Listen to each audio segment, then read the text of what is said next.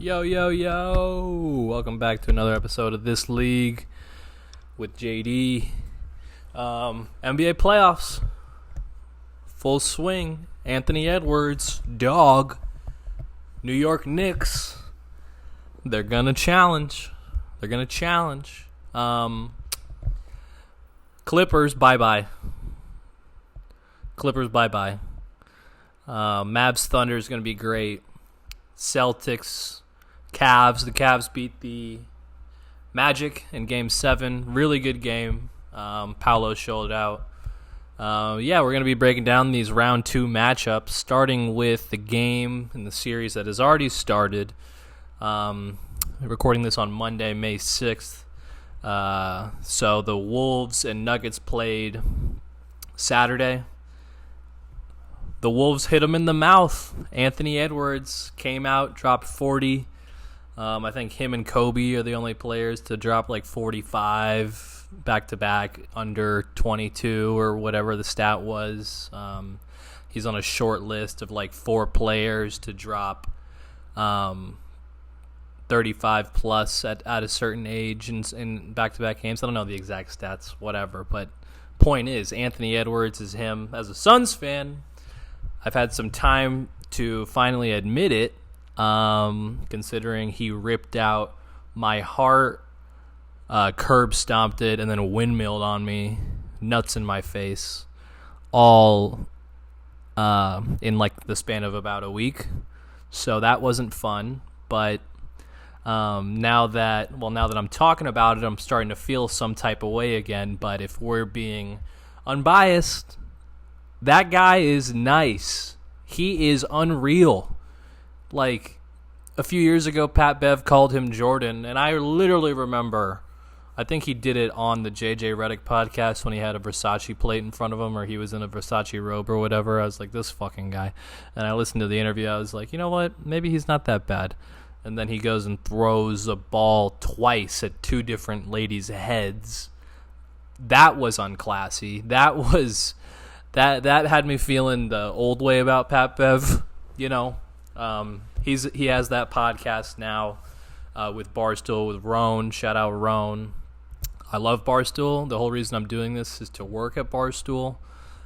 So, you know, Pat Bev won me over a bit just seeing him interact with Barstool and the people and whatnot. But that shit was unacceptable, bro. I don't care how upset you were, how pissed you were, like, that's fucking ridiculous. I get the guy was talking shit to you. He said Cancun on 3. Isn't that what you tweeted everybody in your entire career after the Clippers would beat someone and then lose in the second round of the playoffs? Like, isn't that what you would do? I mean, he just isn't a good loser. The people jumped on him. The people on Twitter jumped on him. I actually haven't even seen if they've released a pod yet, which I don't think they have because I'm usually on top of that shit. Let's see. Pat Bev podcast. Da-da-da-da-da-da-da-da. Have they? 5 days ago. The last podcast they put out was Pat Bev and Bucks Force Game 6. I feel like they're usually on top of it, no? I think they're spread out weekly or bi-weekly. Interesting, you know? When things are going good, you know, shit's coming out. When they're not, it's not. It's a tough look.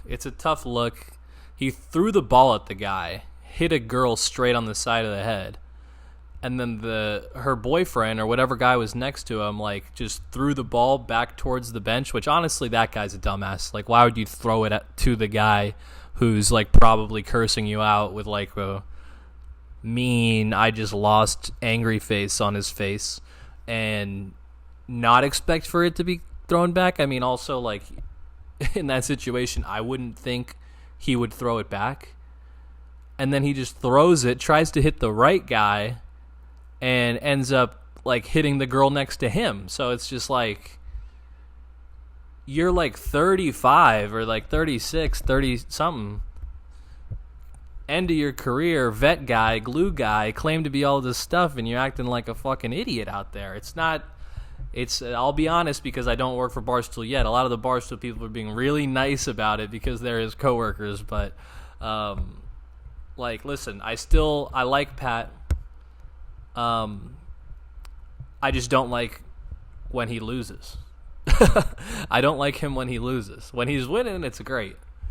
But Tyrese Halliburton, I'm actually looking. I got the game stream pulled up here. Game 1 of the Pacers Knicks series is going to start.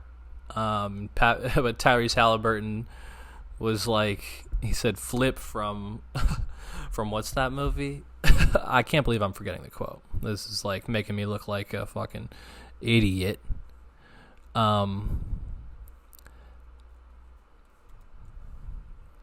Flip from above the rim, I think.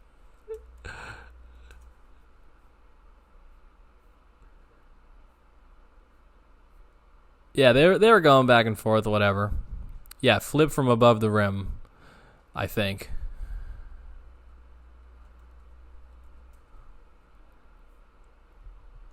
Oh yeah, con man, flip from above the rim. Yeah. And then he goes, he didn't make it any better for himself, and the locker room was still upset. You got to act smarter than that, brother. But shout out Pat Bev. That was stupid, but I don't know. He'll figure it out. His career ain't over. He played well this year. The Sixers could have used him. They traded his ass. Don't know why, but whatever. Wolves Nuggets. The Wolves take game 1. The Wolves have a legitimate chance to win this. I was still in my Wolves hater phase game 1 this Saturday. I was rooting hard for Denver. I actually think they're going to win tonight. But taking game 1 changes the entire series. That makes game 2 as much of a must-win as it can be without it being an elimination game, because if the Wolves lose game 2 and they have to, or the Nuggets lose game 2 and then have to go to Minnesota for 3 and 4 down 2-0. We saw what they could do against the Suns. And it wasn't a fluke. Like, the Suns were not the best form of themselves, and the Timberwolves are just clicking right now. So, it was kind of obvious that the Timberwolves won because they were just simply better. And game 1, they looked better and deeper than the Nuggets. Like, Jamal Murray's battling this calf strain. He has been questionable or like a game time decision like the last several games, and has just come back and like hit game winners over the Lakers, and then played last game and didn't play great, but that's something that they're going to need him to be 100% to beat the Wolves. Like, if they could have taken game 1, sat him game 2, or gone up 2-0 and like maybe afforded to give him like a couple extra days off to rest it, like that would have been great. But now they're, like I said, not an elimination game, not a must win like an elimination game, but as much must win as you can get. That second level, I guess, of that.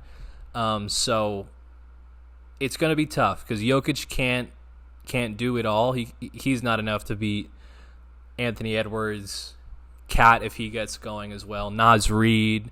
Nickeil Alexander-Walker has really impressed me when he was a young dude on the Pels, and I think he may have played for someone else, but he's bounced around. He is a real good resource for the Wolves off the bench. They're clicking, man. They're clicking. They can take this series. And yeah, the Wolves are playing confident right now. Anthony Edwards is playing confident. At some point, someone is going to have to challenge Anthony Edwards. The Suns in Game 2 were able to hold him to 15. He didn't play well that game. The Suns still lost. But, Anthony Edwards is just so skilled and so hot right now. You're not going to stop him, but just making it not as easy for him is going to be the key. But the question is, do the Nuggets have the guys to do that? KCP doesn't seem up for it. I saw on Bill Simmons' recap show I had that on like after game 1 on Saturday. I was just scrolling YouTube and watched a few seconds of it with Ryan Russillo. Shout out Ryan Russillo. Love Ryan Russillo. I can't wait to do a podcast with him at some point because I know all this stuff's going to work out, obviously. But Simmons was saying Gordon needs to check him a little bit. What, dude? No way. Gordon was the guy who was guarding Ant. Ant almost broke his ankles, did like a double crossover midi, like shifty move, embarrassed Gordon. Gordon can't guard him. Gordon is doing his job guarding Cat. And there was that one play in game 1 where the Wolves were inbounding it, and Gordon just straight up bullied Cat, chested him out of his position, and then like stole it from him or some shit. Just like straight up bullying. Cat needs to get tough. But back to Edwards. If KCP can play better, I think he'll have a much better game too. I'm betting on it. Literally, I bet him, or I put him in my fantasy lineup. But I remember last year when the Suns played the Nuggets, Christian Brown, spelled Braun but pronounced Brown, dumbest thing ever. Kind of white trashy, to be honest. But you can say, I'll say your name however you want to, brother. You'll probably beat my ass. 6'5", white boy, bounce like that. Disgusting. He was nice at Kansas. But Christian Brown, Christian White, the White Brown, locked up KD last year in the playoffs when we played them. I remember watching it with my boy, and we were like, this is not good. This is not good. They had Bruce Brown, and they just bring in this rookie off the bench. I'm like, KD, eat him. Go at him. Eat him. Eat this fucking kid alive. And he was like locked up KD a couple possessions in a row. I was like, fuck me. But I think Brown can maybe test Edwards. Now, it's obvious that in the Nuggets starting lineup, there's no one who can really check Ant because they start Jamal Murray, who's playing on a bad calf, KCP, Michael Porter Jr., who's like 6'9", a little too big, Aaron Gordon, who we just saw how that went last series, and then Jokic. So I think if they throw something like Chris Brown at him, or I have Peyton Watson written down too. Peyton Watson kind of is more of a 3. He can guard the 3 and the 4 a lot better. I don't know how if he can stick with Ant laterally on the perimeter, but let's say Christian Brown has a good game on him. At the end of the game, do the Nuggets want to secede that momentum or that potential? This is all hypothetical. Like the hypothetical that Christian Brown can kind of give Anthony Edwards the hardest time and give the Nuggets the best chance to win. Like, do they sit KCP for Christian Brown in those clutch minutes? That's Michael Malone decision. That's just an idea from my head, but I think the more things that they can throw at Ant, the more difficult it'll be. But Anthony Edwards has proven so far that this shit's pretty fucking easy.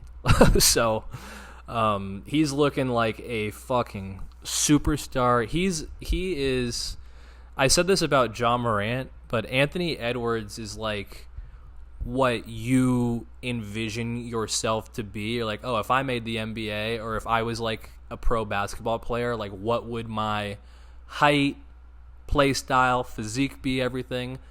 I used to say it was John Morant a lot, but it's Anthony Edwards now. Like he's literally the shooting guard superstar that kids and adults, people who are now adults, have been, and NBA fans have been obsessed with since Jordan. Like when Jordan came into the league as a rookie and he was the 2 guard, he made the 2 guard badass, the most awesome position. Like the game was all about big men, and Jordan came through as a guard and just cooked everyone, became the GOAT. And then we got Kobe, and now we have Anthony Edwards. And I'm not saying Anthony Edwards is anywhere close to those guys. No, because he hasn't done shit yet. He swept the Suns. Not shit. Those guys had so much success, and it's still so early in Anthony Edwards' career that you can't say that, but Anthony Edwards is what basketball fans are obsessed with, like a 6'5" guard who will dunk on you, who will step back on you, who will cross you, and I haven't even talked about his defense yet, will lock down the other team's best player. He started the game on Jamal Murray last game. Like, a wounded Jamal Murray, Anthony Edwards is like a fucking lion looking at a wounded gazelle in the plains of Africa on the fucking hunt. And Jamal Murray, another motherfucker who pisses me off because he always cooks the Suns, but he is a fucking bucket. He's clutch. We saw that recently. It's proven. But that matchup, like, Anthony Edwards will guard him and do a great job. So, it's the Nuggets have found themselves in a sticky situation. It's hard to repeat.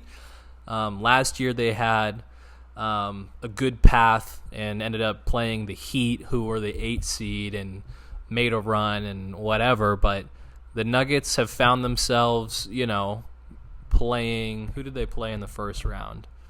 Not the Pels, the Lakers. They played the Lakers,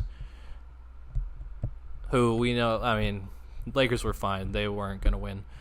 And now they find themselves against the Wolves, who, this could have been, you could have told me this was the Western Conference Finals, and I would have been like, let me grab my popcorn. So us fans are lucky that we're getting in the second round. We're going to have good basketball for a while.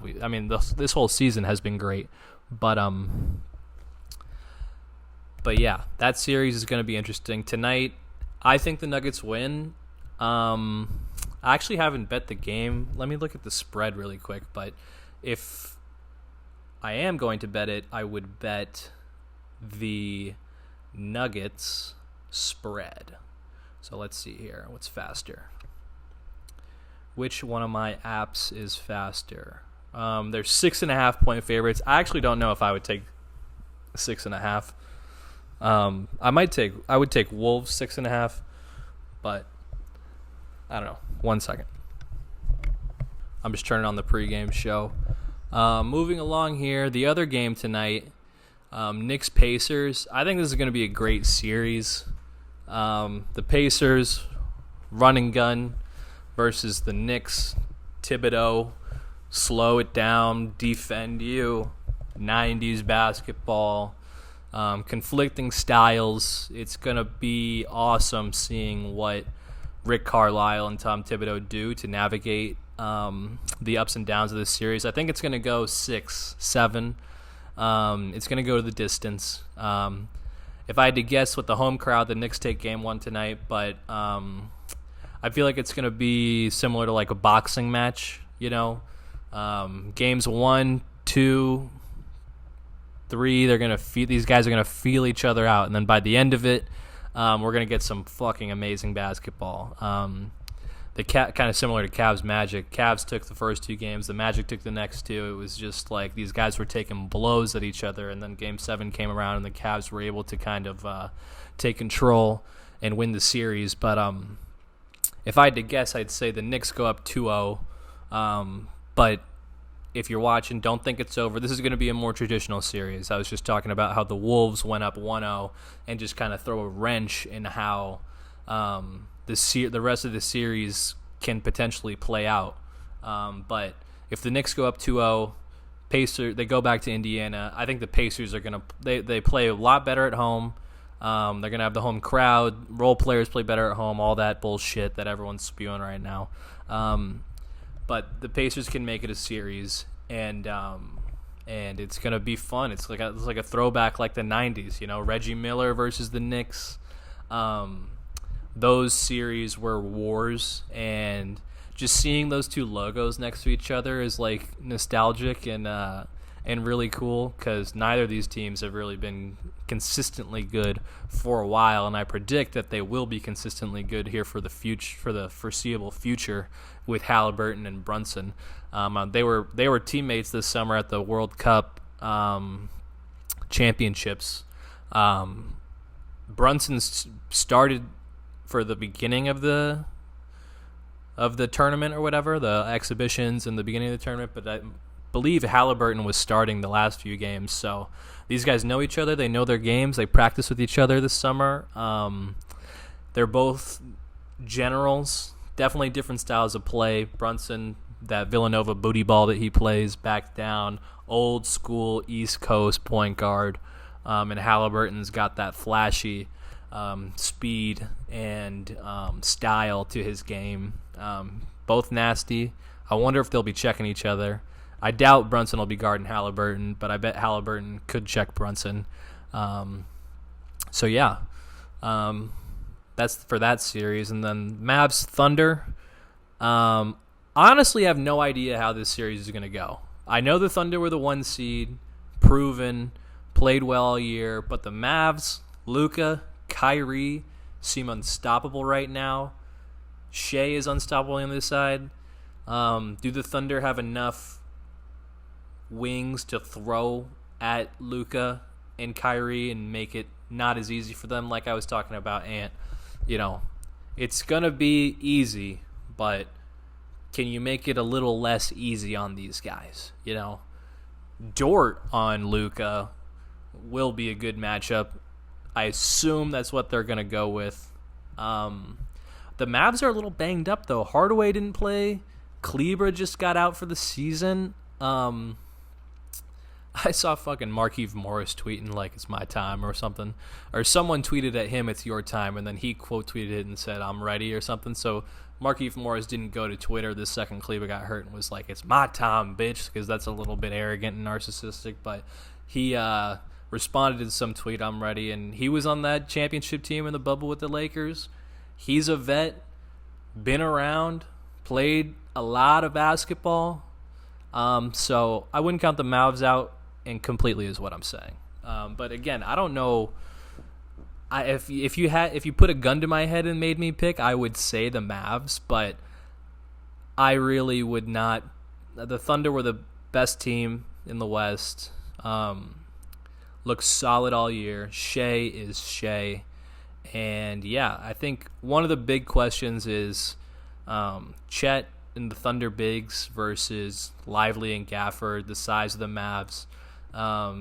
Those guys aren't like post up, put some nasty moves on you like Jokic or Embiid or something guys, but as a lob threat and on the glass, it's going to be interesting to see how Shaq can match up. Chet has been kind of underrated, if you will, all season. He's been holding his own, man. He's had a phenomenal season. He's tall as fuck, long as fuck. He's thin, and Gafford plays really physical. I didn't know Gafford was that physical. I thought he was ass on the Wizards until he got Luka throwing lobs and working the pick and roll with him, and that might be just mostly Luka, but from what I've watched, Gafford is going to give Chet some problems, and can the Thunder, hold it down in the paint? We'll see. Who from the Thunder is going to step up? Someone has to. Chet, Jalen Williams, Giddey, no Diddy. Someone's going to have to help Shea because you got Luka and Kyrie on the other side, and you got Shea and who? Who's going to step up and help out? So that's going to be one to watch. During the regular season, though, the Thunder were 3-1 on the series. I don't know how many games the Mavs were at full health for that. How many of those games they had Gafford and P.J. Washington. P.J. Washington's a guy that I haven't even brought up. With Kleber out, he's going to be playing a lot of minutes. Kentucky kid, liked him out of college, was kind of like lost at sea, if you will. If the ocean and the sea, if the NBA is an ocean and the sea, going to the Hornets is essentially being lost out there right now. LaMelo Ball, I need a good coach to go there so that they can unlock him. I fucking love LaMelo Ball, but P.J. Washington was over there, and it's a kind of weird situation because they had Miles Bridges, similar position, same position, little bit different game, but seeing P.J. Washington get out of there and go to Dallas and play well has been really cool. He's a good kid. And yeah, if I had to put a bet on game one, I would go with the over. So there's that. And then lastly, the Cavs and the Celtics. The Celtics are going to win this in 4 or 5. During the regular season, I did watch these teams play. The Cavs came back from down 20-something and beat the Celtics in Cleveland, courtesy of Dean Wade, with the help of Dean Wade. Haven't heard his name since that game. But the Celtics were 2-1 against them during the regular season. Both wins were only by 7, though, so the Cavs played them tight. But the Celtics just still seem like the front runners in the East, and I still think they're going to steamroll them. Donovan Mitchell isn't enough, even without Porzingis. There's too much firepower on the perimeter. If the Cavs get Jared Allen back and can kind of slow down Derek White, Jaylen Brown, and Jason Tatum, which I got to giggle, thinking that Donovan Mitchell and Max Strus are going to somehow stop Jaylen Brown and Jason Tatum. They struggled with the Magic, which isn't very inspiring. But game 1 pick, that's tomorrow. I would go with the over or Celtic spread or both. That's just what I'm feeling. Also, Georges Niang, how is that guy still in the league? He's literally a fat ass out there. He's literally just... If he gets in shape, I would love to have him. But he just tries to take shortcuts, reaching, plays dirty, is flopping. He's just like when the Suns played the Mavs and Grant Williams was stepping over Durant and he's a bad antics guy. There's good antics guys and there's bad antics guys, and it's a very thin line that those guys walk because they don't play a lot of minutes. They play restricted minutes, so you try to help your team win, and I get trying to mix it up with Franz Wagner, Mo Wagner, whatever the fuck, and but it's just when it doesn't go your way and you play 18 minutes and you cause your team to blow a lead or you cause the other team's lead to expand, and it's this fucking clown. It's a tough line to walk. And from what I've watched this season, Georges Niang is on the bad side of it. And not just, we're talking about the line here. He's not just over here. He's way the fuck over here. He's not just here. He's way down here. I don't like that guy. I know he's a role player, so it's he's not impacting the game that much, but in those little moments, motherfucker pisses me off. Also, Max Strus, he left the Heat and just became a complete punk, huh? He was flopping, calling for fouls, yelling at the ref. Who the fuck do you think you are, dog? I liked you on the Mavs, or on the Heat. I really did. And now I got to root against you, and it's no fun rooting for the Celtics and the favorite to just blow your ass out, but I need to see that. Another thing for the Celtics, this Cavs team, like I just said, Niang, someone's going to pull some dumb shit. Someone's on the Cavs is going to get frustrated getting their ass beat and do something stupid, potentially. I hope no one important gets hurt. I need to see these playoffs purely, and it is... the Cavs the Celtics are going to fuck them up. But playoffs are going to be fun. This has been This League. May 6th check-in. Thank you for watching. I appreciate you, and I will see you when I see you.